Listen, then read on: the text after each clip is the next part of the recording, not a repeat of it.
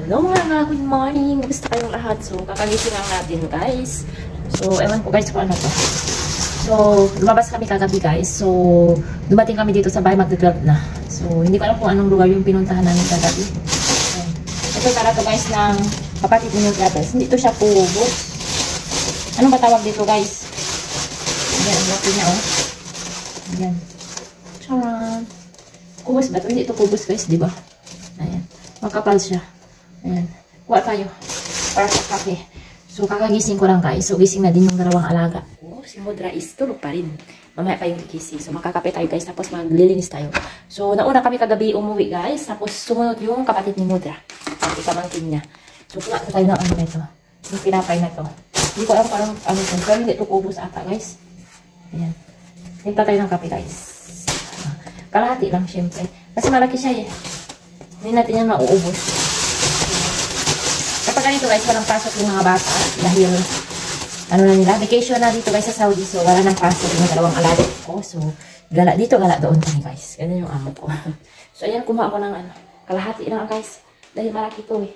Alam, nakape pa sila kagabi. Yan. Yan. Kulang mo naman yung hugasan ko. Dahil nagkape lang sila kagabi. Tapos, umuwi din sila. Umuwi din yung kapatid ng amo ko. Yung dalawang alaga ko is nanonood ng TV sa taas.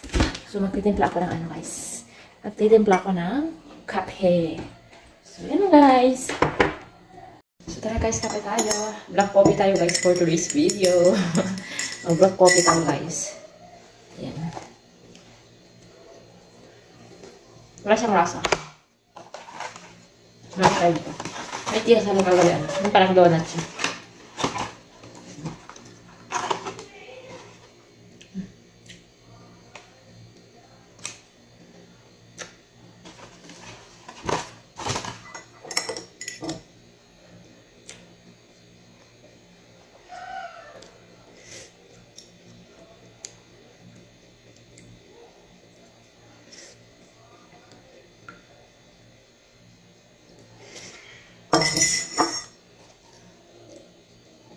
Laki na guys. Masarap to siya sa tea guys.